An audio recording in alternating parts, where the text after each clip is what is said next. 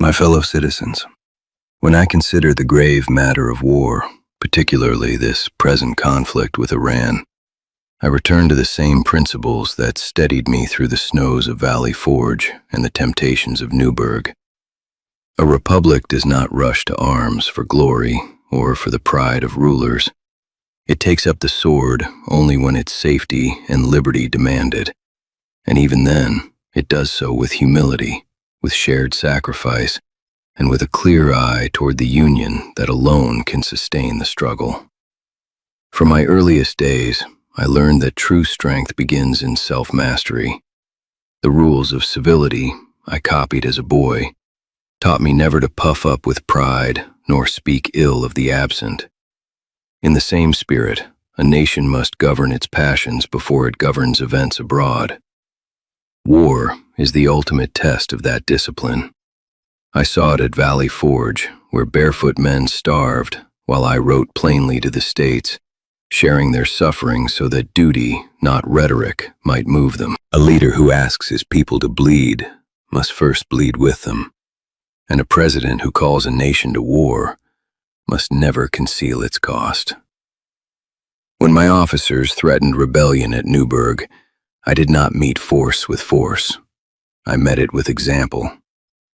I reminded them that the army remains subordinate to civil authority, and that Republican liberty dies the moment soldiers forget they serve the people, not themselves. So too must every commander in this hour remember, the sword is lent by the Republic, and must never be turned to private ambition or factional rage. I laid down my own commission before Congress in Annapolis the moment the people no longer required it, proving that power is a trust to be relinquished, never a prize to be clutched. Any war that tempts men to forget this truth endangers the very liberty it claims to defend. My circular letter to the states and my farewell address warned of the same truth. Unity is the rock upon which the Republic stands. Faction, the wedge that splits it. Permanent alliances and foreign entanglements invite dangers we cannot foresee. I urged my countrymen then, as I urge them now, to cultivate virtue, honor public credit, and avoid the spirit of party that turns every question of war into a weapon against domestic rivals.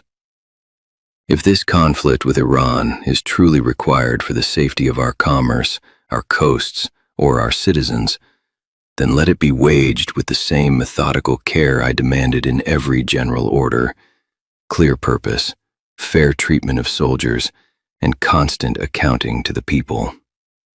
But if it springs from ambition, from the desire to dominate distant regions, or from the clamor of factions seeking advantage, then it risks the very union I fought to preserve. In my letter to Martha, I confess that no greater unhappiness could befall me than to be torn from home for the sake of command.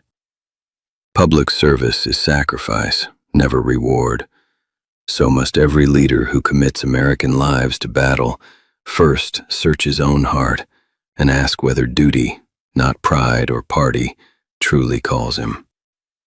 I placed my reliance upon Providence in my inaugural, conscious of my own deficiencies.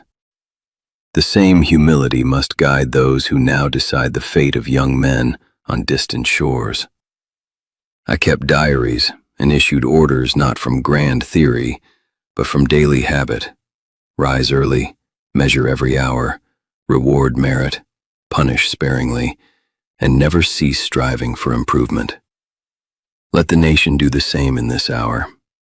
Examine motives, count the cost, share the hardship, and remember that Republican virtue is not a lofty phrase, but the steady practice of decency, justice, and moral consistency. In the end, the strength of a free people rests not upon the genius of their rulers, but upon the character of every citizen who resolves to live uprightly and to leave the Republic more virtuous than he found it. If this war serves that end, then let it be prosecuted with courage and restraint. If it does not, then let wisdom and forbearance prevail. For liberty demands both the courage to fight when necessary and the greater courage to refrain when it is not. This, and no other, has ever been my counsel.